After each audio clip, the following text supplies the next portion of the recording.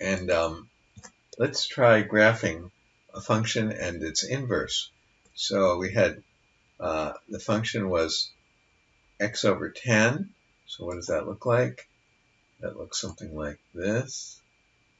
Let's see if I can do this.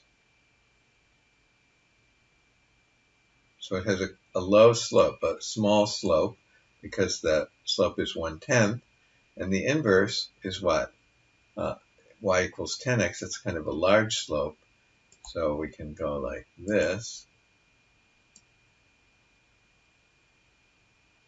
So that is the function, the one function and its inverse. Okay, suppose we do another one. Let's try another one. Let's draw another graph.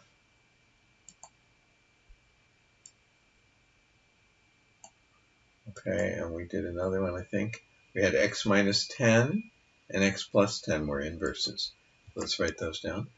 Y equals x minus 10 and y equals x plus 10 were inverses. So let's try that. So here's 10. So let's graph this one. So that has a slope of 1 because so it looks like this maybe. Slope of 1. Okay, and then what about this one? So y equals x minus 10 is like here. That also has a slope of 1.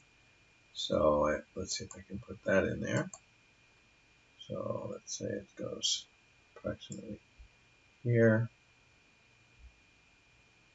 Well, I'm going to do that. Okay. So that's a function and its inverse. Okay, and let's try another one. I think we did, like the first one we did, I think was y equals x squared. We had y equals x squared, and we saw that the inverse was y equals the square root of x. Now, y equals the square root of x, I'm not very good at drawing, but it looks something like this. Okay? And y equals x squared, of course, we know, looks like that. Okay, so we have a function, let's call the original function x squared, and this is the inverse. Okay, and then over here, we also had the function and its inverse. And over here, we also had a function and its inverse. So there's a pattern here. We can see a way to visualize what the inverse of a function is going to look like. So let's see, what are we talking about here? So we're talking about that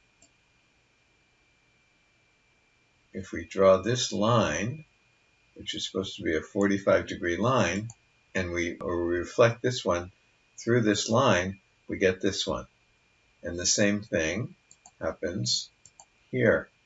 If we reflect this one through here, we get this one. And the same thing happens here.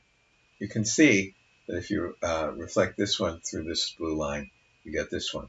So we can see that there's a very nice relationship between the graph of a function and the graph of its inverse. Okay, they are reflections through this 45-degree line.